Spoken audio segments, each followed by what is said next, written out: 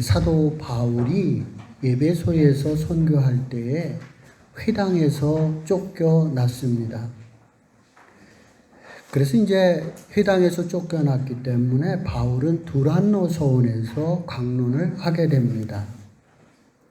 지금 사도 바울은 감옥에 갇혀 있지만 이렇게 이제 기독교들이 회당에서 쫓겨났기 때문에 교회론, 회당과 달리 새로운 교회론을 제시해야 하는 입장에 처해져 있었던 겁니다.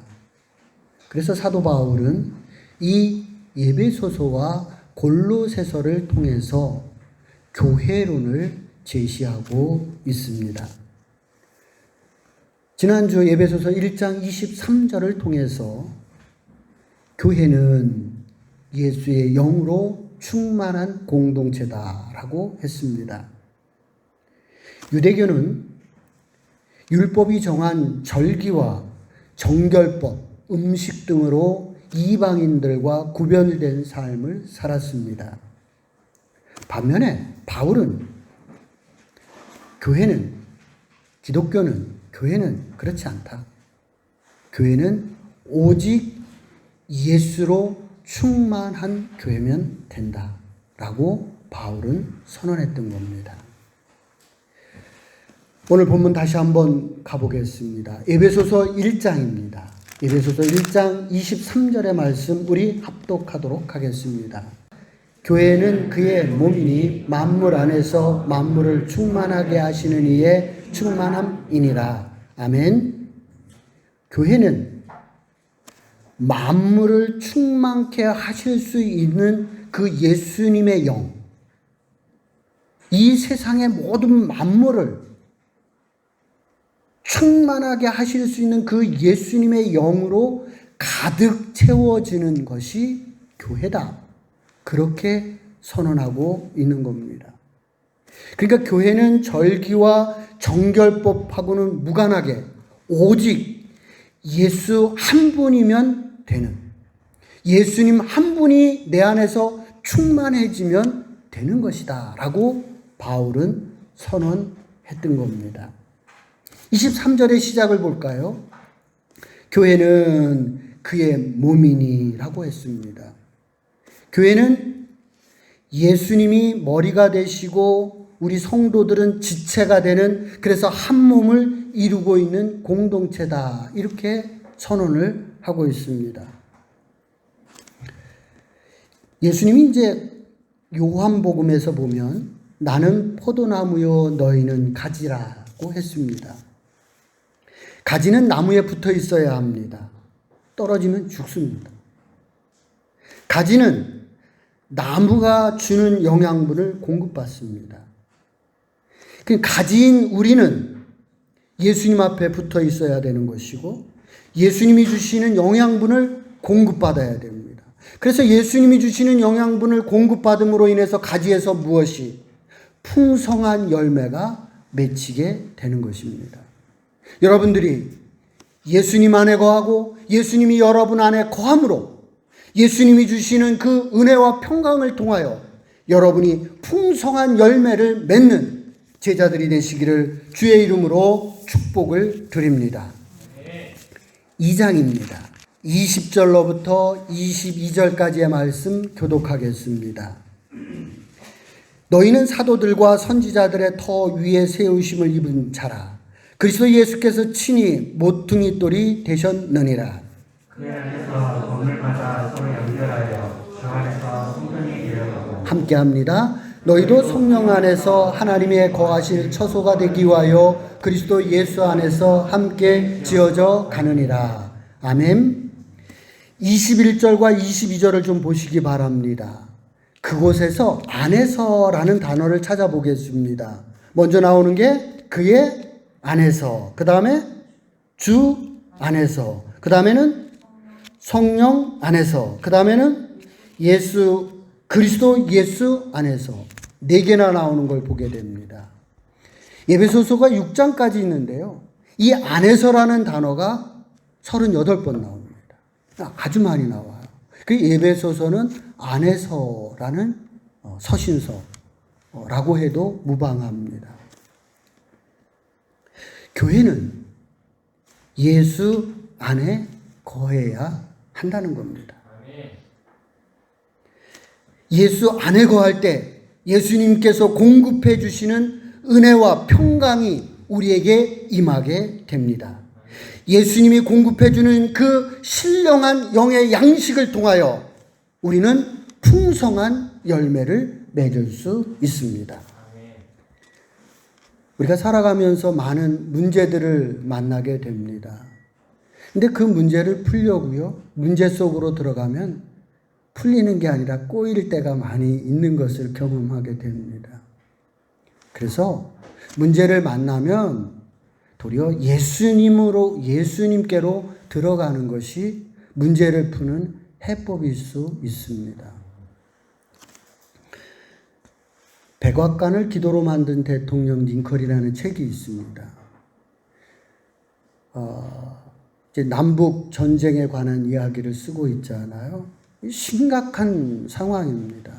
그런데 링컨은 회의도 있고 전쟁 중에 있지만 항상 그 문제를 가지고 하나님께 나가서 기도의 시간을 갖고 있는 링컨의 모습을 우리는 그 책 속에서 만날 수가 있습니다. 지금도 미국의 사회를 보면 흑백의 문제가 아직까지도 해결이 안 됐잖아요. 그런데 100년 이전에 그 미국에서 링컨이라고 하는 사람이 그렇게 노예의 문제를 해결했다. 쉽지 않은 정말 위대한 일을 그분이 했는데 링컨의 일이라기보다는 링컨이 그 문제를 가지고 늘 하나님께 갔기 때문에 하나님께서 그의 문제를 풀으셔서 사람으로 할 수 없는 큰 일을 그가 해낼 수 있었다라고 저는 해석을 합니다. 여러분이 문제를 만나게 될 때 그 문제로 들어가는 것이 아니라 문제를 가지고 예수님께로 들어가는 그런 지혜 있는 성도들이 되시기를 주의 이름으로 축복을 드립니다. 이 예수 안에서라고 하는 그 예수 안에서 일어나는 신비한 일들을 좀 더 찾아보도록 하겠습니다. 2장 12절부터 13절 말씀. 그때에 너희는 그리스도 밖에 있었고 이스라엘 나라의 밖에 사람이라. 약속의 언약들에 대하여 외인이요 세상에서 소망이 없고 하나님도 없는 자이더니 이제는 전에 멀리 있던 너희가 그리스도 예수 안에서 그리스도의 피로 가까워졌느니라. 아멘. 지금 에베소 교회의 성도들의 신앙의 상태를 소개하고 있습니다. 12절. 그때는 과거를 얘기하는 거죠. 그 과거에는 너희들이 어땠느냐? 이방인이었다. 유대인들이 너희들을 무할례자라고 무시를 했다. 전에는 하나님도 없고 소망도 없고 하나님의 나라에 대한 소망도 없는 사람들이었다라고 이야기합니다. 13절. 이제는, 그럼 현재는 어떤 거냐? 예수 안에서 예수의 피로 하나님과 가까워졌다라고 표현하고 있습니다. 예수님의 피로 우리가 구원함을 얻었습니다. 예수님의 피로 이제 우리가 하나님의 자녀가 되었습니다. 예수님 때문에 이제 나는 하나님을 아버지라고 부르게 되었습니다. 하나님과 아주 가까운 사이가 되었습니다. 누구 때문에? 예수님 때문에.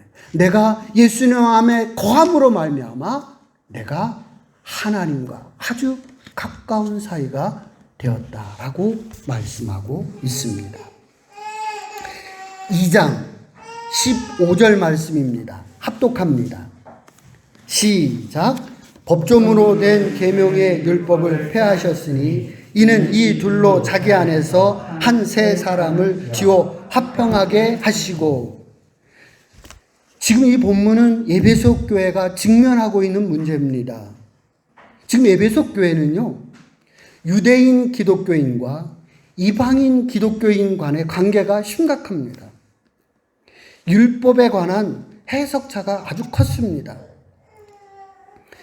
유대인 기독교인들은 율법을 지켜야 한다는 입장이었고요. 이방 기독교인들은 지킬 필요가 없다. 그런 입장입니다. 이 부분에 대해서 바울이 여러 번 앞에서 얘기를 했었을 겁니다. 율법을 폐했다라고. 근데 다시 한번 이게 자꾸만 문제가 해결이 안 되니까 다시 한번 더 명확하게 사도 바울이 이 에베소서를 통해서 명시를 하고 있는 겁니다. 정확하게 다시 한번 해보겠습니다. 제가 예수님은 유대인과 이방인의 담이 되었던 그 율법을 예수님께서 폐하셨다는 거예요. 그래서 유대인과 이방인이 둘이 자기 안에서 예수 안에서 하나의 새 사람, 새로운 공동체를 만들어 주셨다라고 바울은 선언하는 거예요. 지금 유대인과 이방인들을 이 가운데 놓여 있는 담이 뭐냐면 율법이라는 거예요. 근데 그걸 예수님께서 폐하셔서 이제 예수님 안에서 너희들이 하나가 되게, 그래서 새로운 공동체가 되기를 예수님은 원하신다라고 바울은 선언하고 있는 겁니다. 기독교 안에는 많은 교단이 있습니다. 본문에 대한 해석을 제대로 하지 않았기 때문이라고 생각합니다.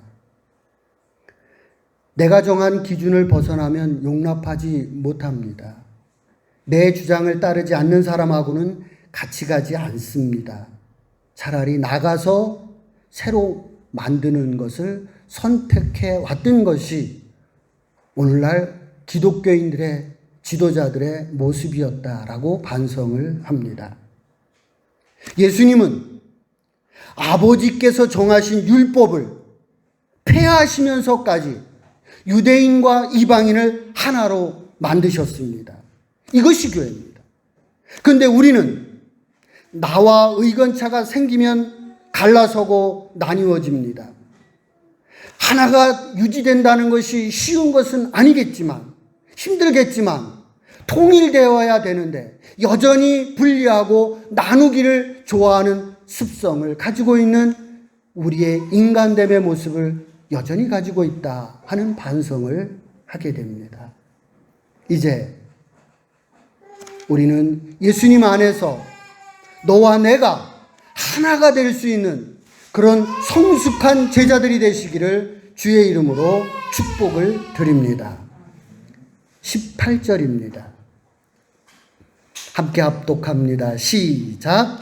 이는 그로 말미암아 우리 둘이 한 성령 안에서 아버지께 나감을 얻게 하려 하심이라. 아멘. 여기서 둘이란 유대 기독교와 이방 기독교인들을 말하는 겁니다.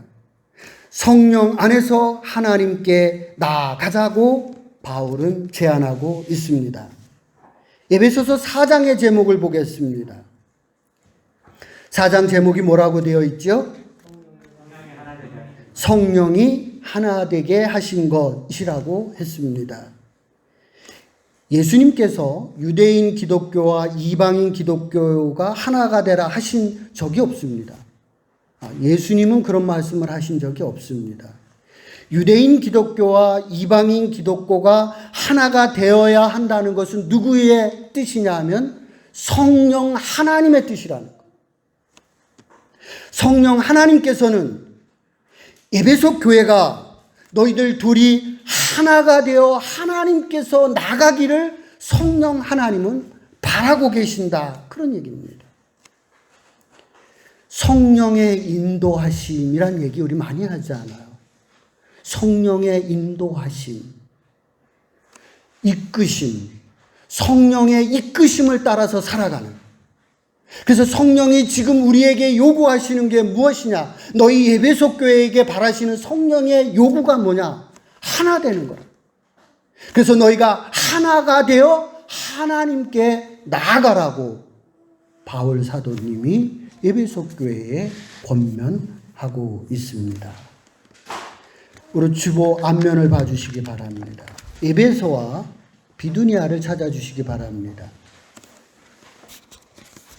주보 앞면에 지도에서 에베소와 비두니아를 찾아주시기 바랍니다.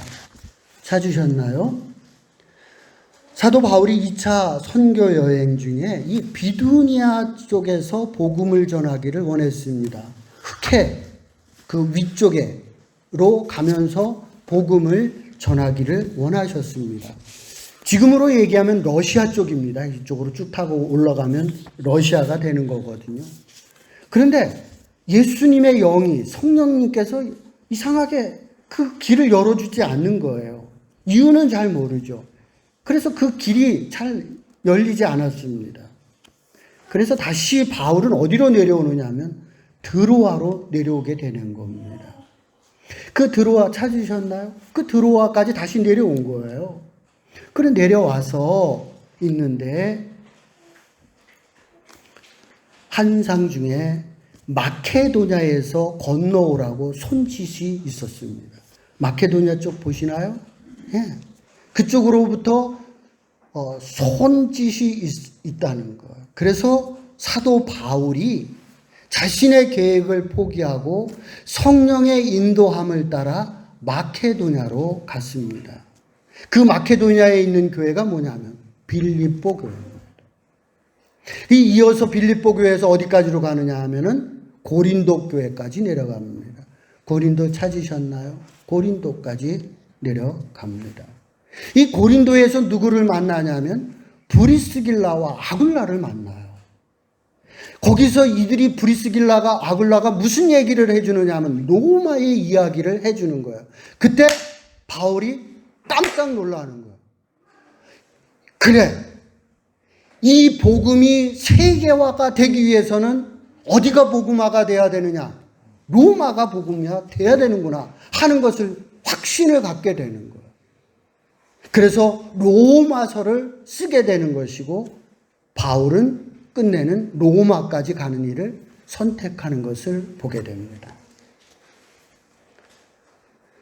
사도행전에서 바울은 성령의 인도하심을 따른 사람입니다. 성령 하나님이 바울의 현재와 미래를 이끌어가고 계셨습니다. 목동교회는 성령 하나님의 민감한 교회, 성령 하나님의 인도하심을 따라가는 지체들이 되시기를 주의 이름으로 축복을 드립니다. 2장 20절 말씀 합독합니다. 너희는 사도들과 선지자들의 터 위에 세우심을 입은 자라. 그리스도 예수께서 친히 모퉁이 돌이 되셨느니라. 여기 모퉁이 돌이라고 그랬습니다. 모퉁이 돌은 뭐죠? 건물의 벽과 벽을 연결해주는 연결돌이 모퉁이 돌이죠.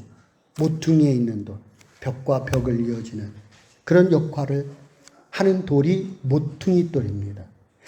예수님이 뭐냐? 모퉁이 돌, 즉 연결하는 그러한 연결점이 예수님이라는 거예요. 그럼 우리가 어떻게 해야 되는 거예요? 그 모퉁이 돌에서 우리가 연결되어야 되는 거예요.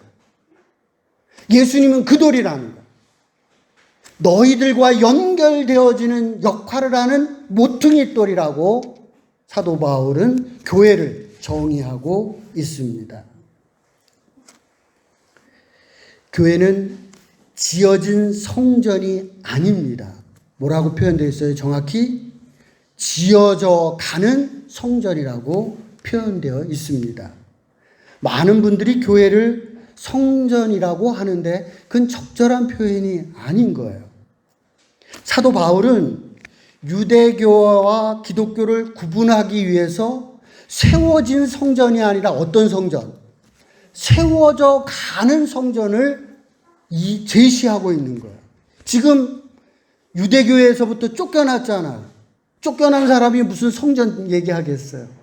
그 성전을 얘기하는 게 아니라 우리는 그런 성전이 아니라 세워진 성전이 아니라 세워져 가는 성전을 만들자라고 사도 바울은 제시를 하고 있는 겁니다. 사도 바울의 표현을 다시 한번 더 정확하게 해석을 하면 이렇습니다. 교회란 머릿돌이신 예수님을 중심으로 지체들이 서로 연결되어 지어가는 지어져 가는 진행형의 공동체이다. 아멘? 교회란 그런 거라는 거. 건물로 세워진 그 교회를 이야기하고 있지 않고 예수님을 중심으로 해서 성도들이 자꾸만 지어져 가는, 세워져 가는 그런 교회를 만들어 가시기를 주의 이름으로 축복을 드립니다. 교회가 그리스도의 몸으로 지어져 가는 공동체로 정의를 한다면 이제 이 공동체는 두 가지의 과제가 남게 됩니다.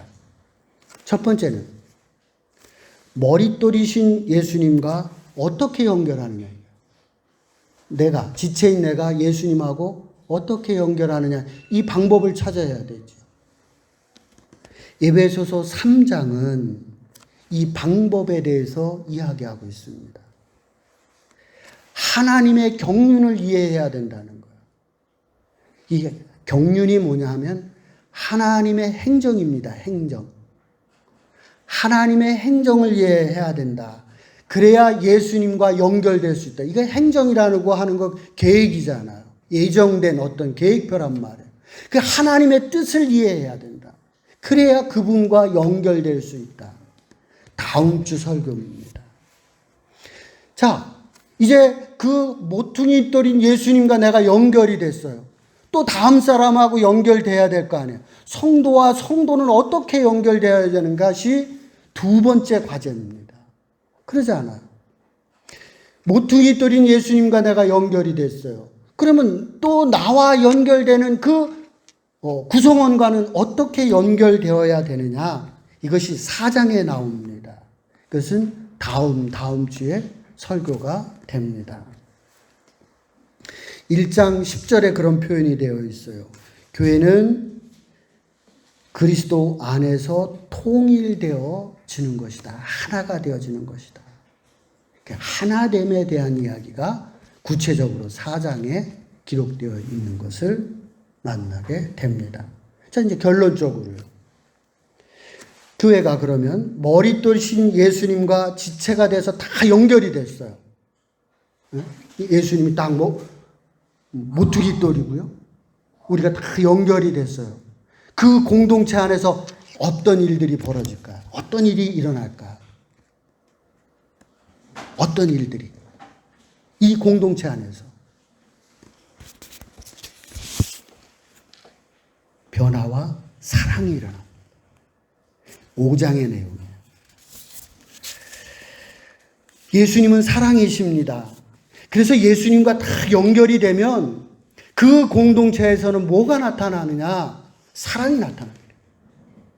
예루살렘 교회, 사도행전에 나오는 그 예루살렘 교회에 무엇이 있었다는 거야?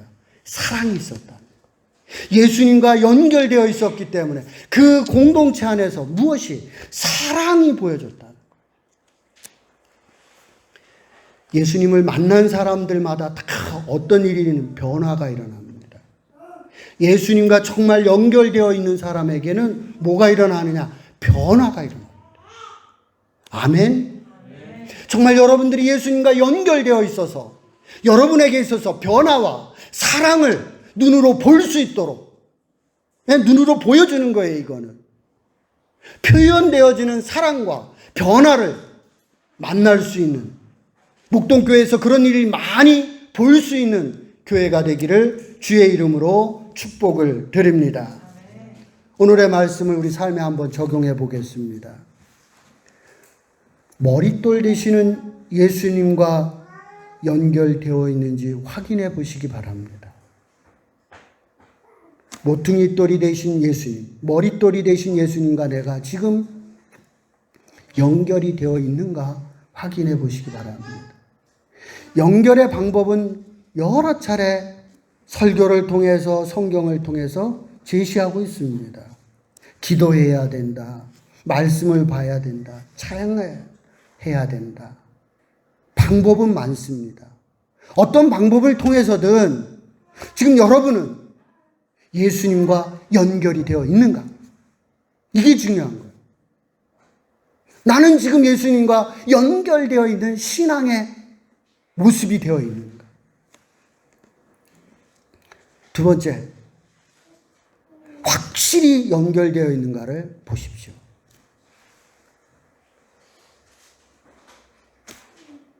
과거에 연결되어 있는데 지금 떨어졌다?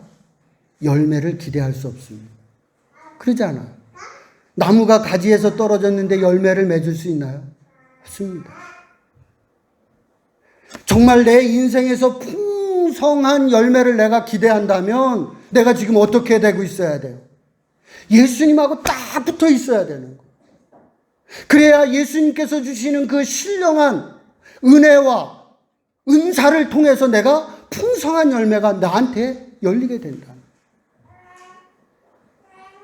여러분들이 예수님 안에 거하고 예수님이 여러분 안에 완전히 다 밀착되어서 예수님이 주시는 은혜와 평강을 통하여 여러분의 인생이 풍성한 열매를 맺는 제자들이 되시기를 주의 이름으로 축복을 드립니다.